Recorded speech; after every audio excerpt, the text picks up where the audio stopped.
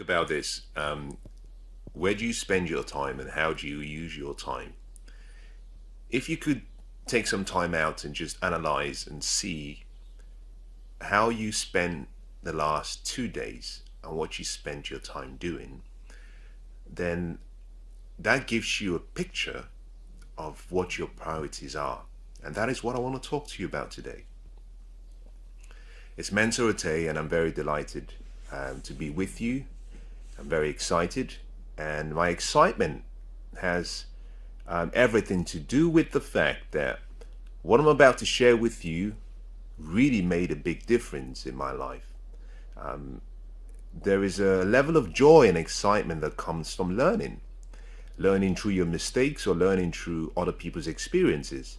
There is a joy that comes from increasing your knowledge and then applying that knowledge and seeing remarkable results that you never could have imagined. It's like having a new toy. Give a child a new toy and he or she is so excited because the level of pleasure they gain from playing with that toy is something that they've never experienced before. And so what I want to share with you in the next few minutes is on the importance and the beauty of having priorities.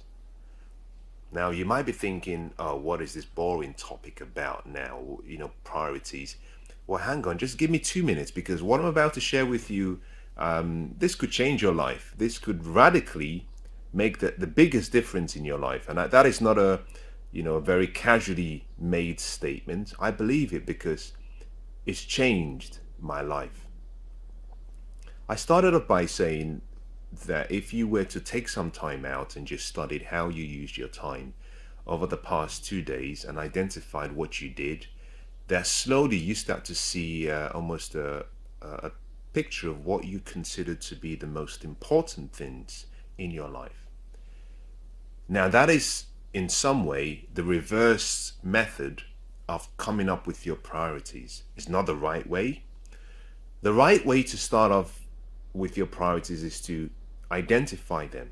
Identify what are the most important things in your life. And let me give you some examples, and I'll use myself as a reference point.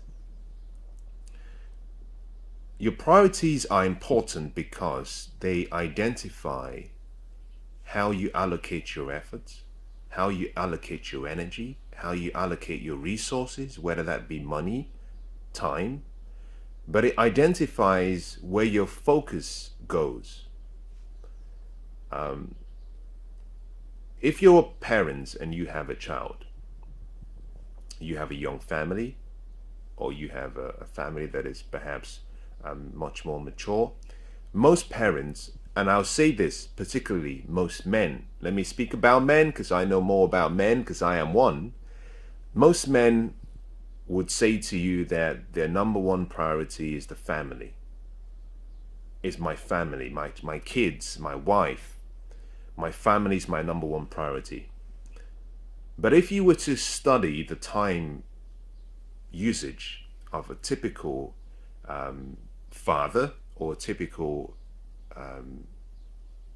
husband or partner, male partner, what you observe is that because we all have responsibilities and because of our nature as men, we tend to work and see work slightly different to how women see work. Most men get their sense of self-worth from work.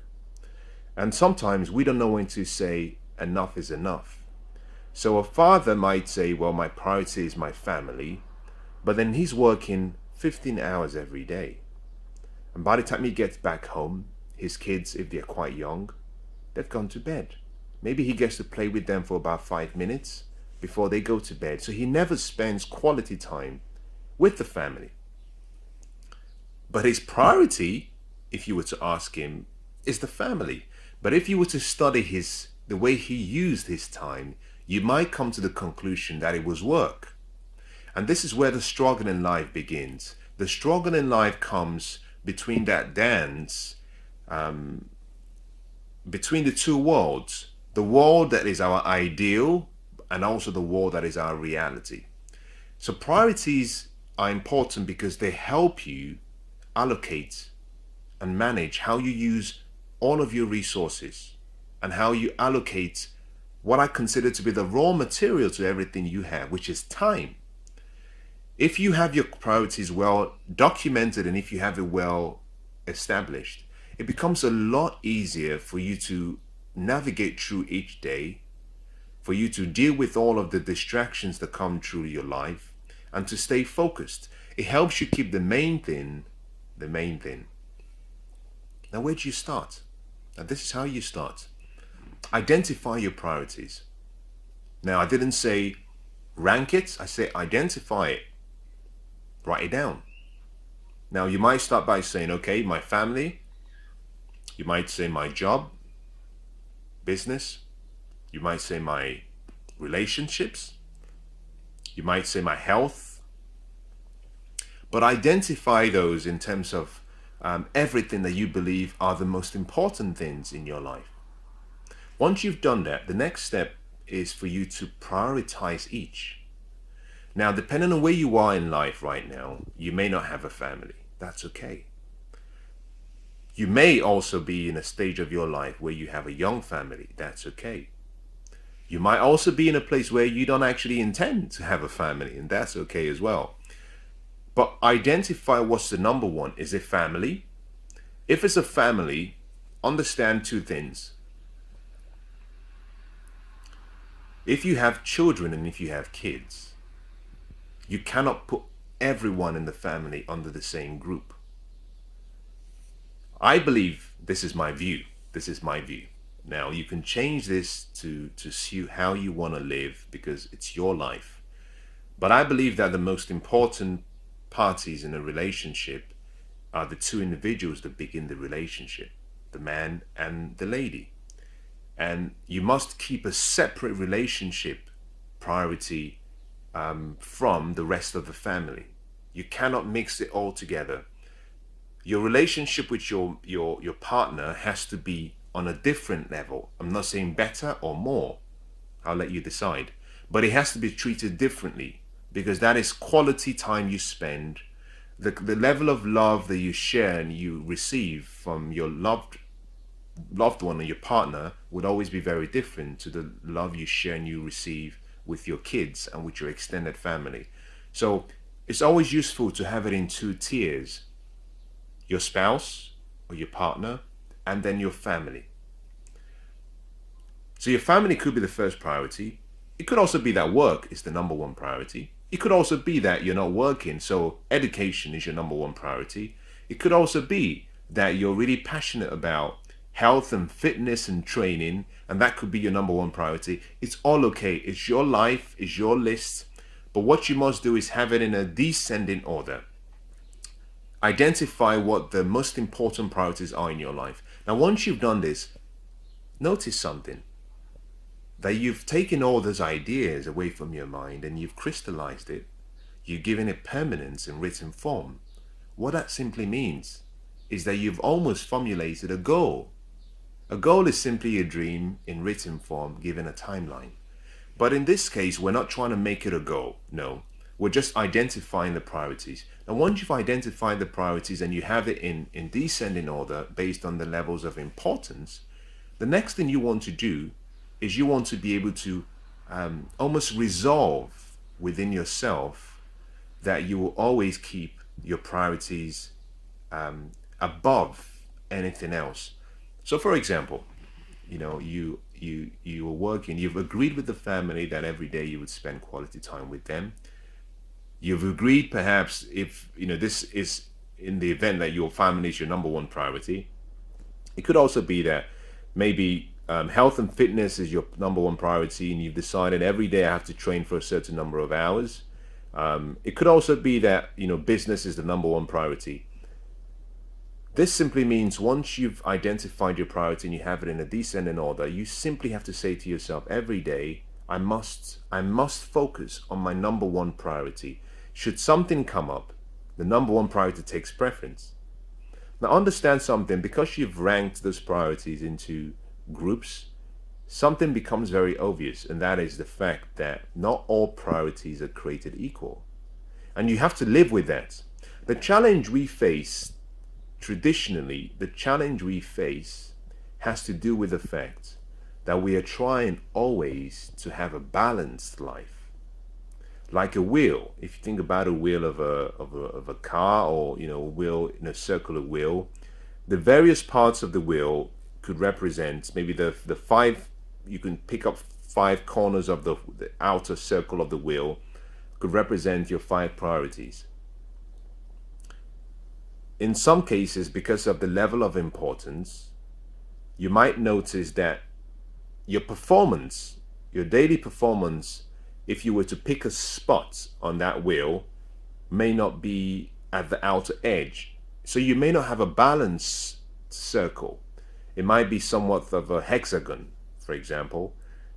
This simply means that if you're focusing on getting a balanced life, if your focus is simply it has to be balanced, you might get yourself really frustrated. I think the most important thing you have to do is identify your priorities, identify the levels of importance, and then decide the amount of time you need to commit to each. I'll give you a classic example so you can understand. It's not the amount of time you assign to a priority that matters. It's more to do with you bringing all of you into that moment whenever you spend that time doing that thing. So I'll give you a good example.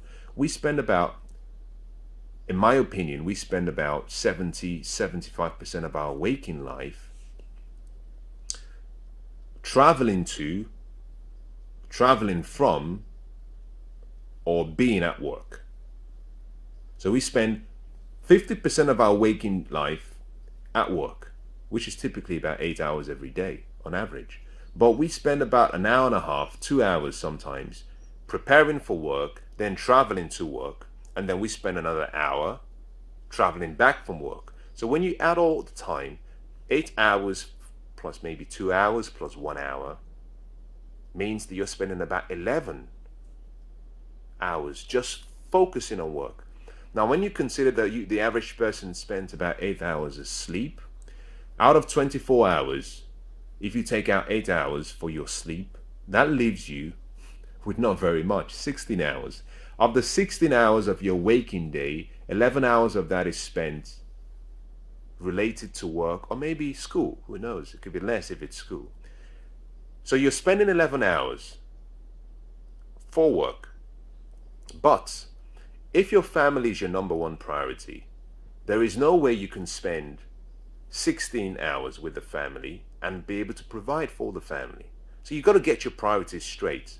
It's not the amount of time you invest, it's the quality and the focus of the time invested.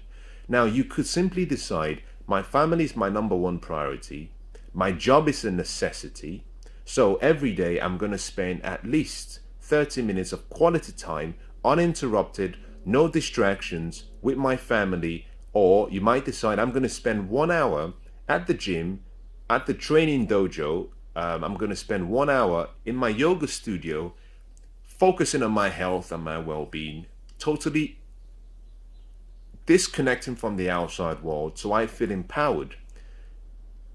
Remember, it's not the amount of time, it's the focus. It's you giving meaning to that time and bringing all of you. So one of the worst things that can happen, and one of the things that often happens, and this happened to me a number of times, and still happens to me right now, the days I have to discipline myself to stay focused. I go to work, or rather I work, and then I bring work back home, and I'm at home, and I should be focusing on something else on my priority list, but I'm thinking about work. Or I get to work, and then I'm thinking about family, I'm thinking about my health, I'm thinking about other relationships. You've got to discipline yourself, and this is where most people have not mastered that art. It's a daily practice you do. No one masters it. I'm still learning all of this. I'm sharing it with you, but I'm still learning. When you have your priorities identified, the important thing to do is to identify from the day, from the time you have, what is feasible, what you can invest. So I'll give you a good example. Let's go back to the numbers I've been using. 16 hours of your waking day, 11 hours is spent to and from work, right? You're left with 5 hours. From the 5 hours, what can you do and how can you use that time against the top priorities in such a way that you feel fulfilled? Remember, everything you're trying to achieve is fulfillment. Happiness, joy, peace, love is fulfillment. And that in itself is an art. It's not something you copy from someone else's way of living. You have to study yourself, try a few things, make a few mistakes, and then find out how best it works. Yours could be, if I train for 1 hour every day, I'll be fulfilled. I'll be happy because that's my number one priority. Or yours could be, well, as long as I work in the office for 8 hours and as long as I achieve my outcomes for that day, I'm fulfilled. The important thing to remember is this.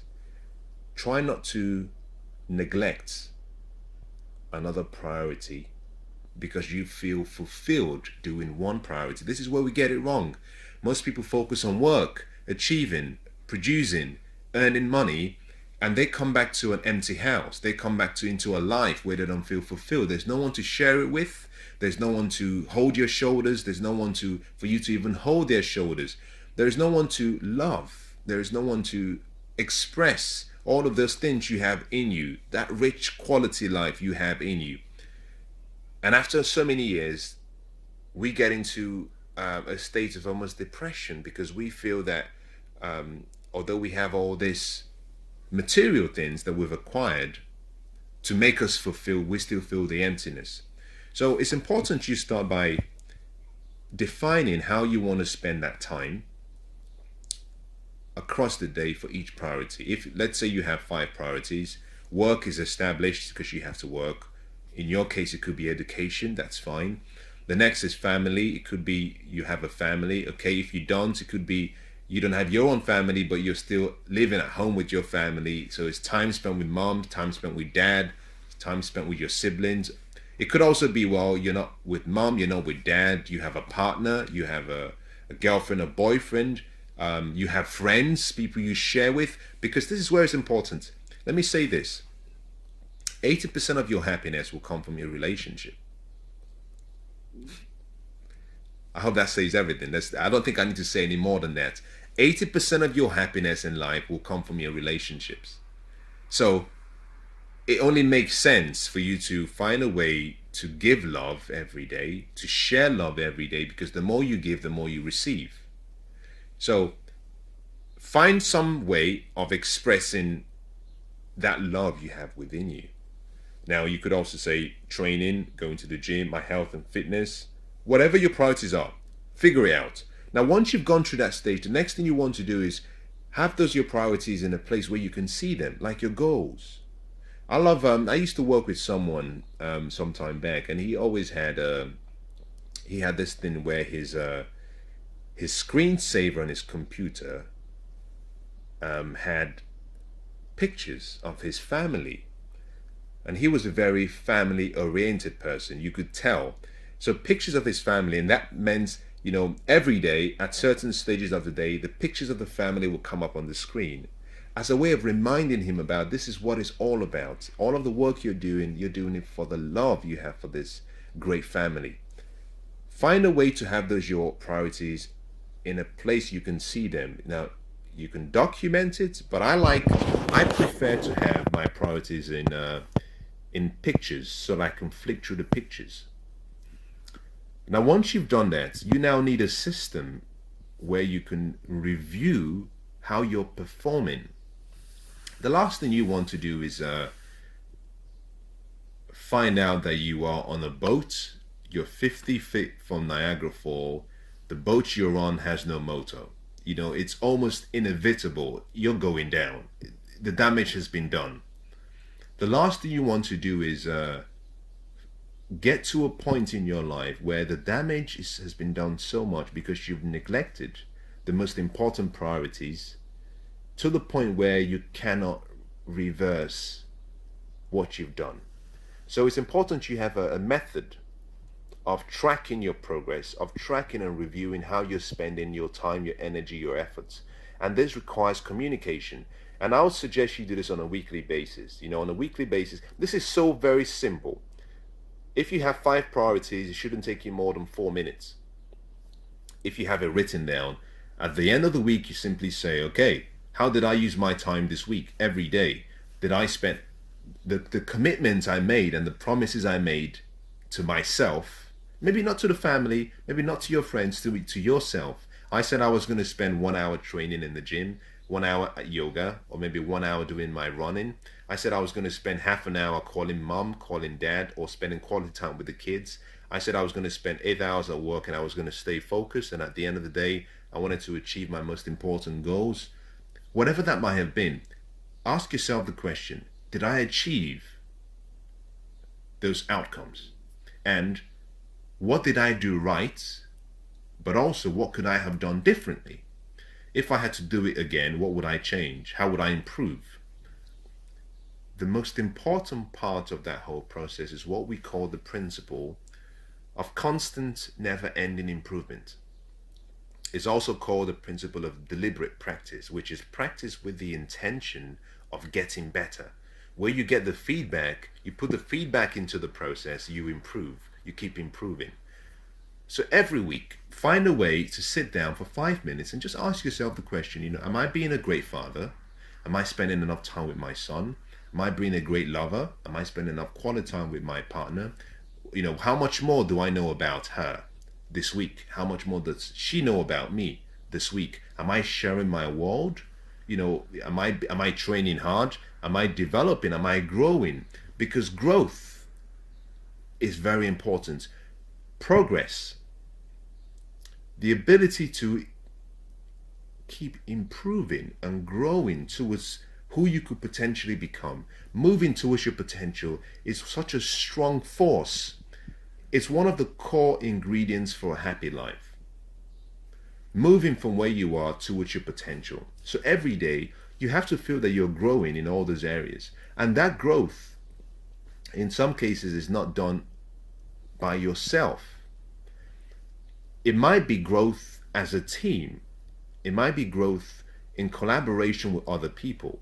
So always remember that 80% of your happiness will come from your relationships. And I think that is really where you start. Now, I'll say something to you so you understand how different it is for everyone. Let me give you an example using myself. At the top of my priority is my purpose. But combined with my purpose, I would say my top priority is my commitment to my beliefs, my Christian beliefs. And sitting alongside that is my purpose. I believe that I'm born for a reason. I believe that I was born for a reason. I believe that I'm here for a reason. I believe that my life has, like your life, has a unique destiny. That destiny is fulfilled by choice. I get to choose. But I believe because I have a purpose, and that my purpose came with me when I was born, I believe it takes number one priority. I believe that I'm here to do God's will. And as a result of that, my relationship with Him is the most important.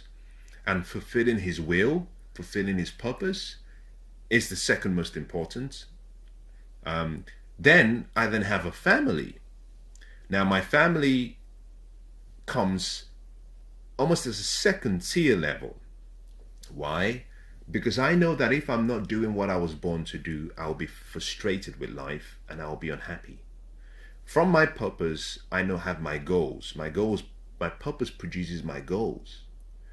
And my goals, if I don't achieve my goals, I can't provide for the family. If I don't achieve my goals, I can't cater for the family as much as I would want to. So my purpose is very important, but my purpose is connected to my beliefs. So I know that the foundation of my success begins with me knowing who I am. Who am I? What is my destiny in this world, and what am I here to do, and how can I make a difference for the world? But more importantly, how in fulfilling my purpose can I find success and happiness? So my purpose starts at the top. My family comes in second. My health and well-being comes in third. Why? Because to achieve my purpose, I need the support system of the love around me. To achieve my purpose, I also need to have good health and well-being. The final thing I have on my list is my business. I don't believe that money is everything. I think money is simply a reward. So I don't put focus on money, because I think if you discover your purpose, and if you become exceptional at what you were born to do, you attract money automatically, because you create value for people by solving problems, and money becomes a reward. You don't focus on money. Money comes automatically. You solve problems, you create value for people, you serve people through your gifts by doing what you were born to do. Automatically, you're compensated. You're given a level of recognition where the world says, we recognize the effort you're doing for us, and we have something to give back to you. That's why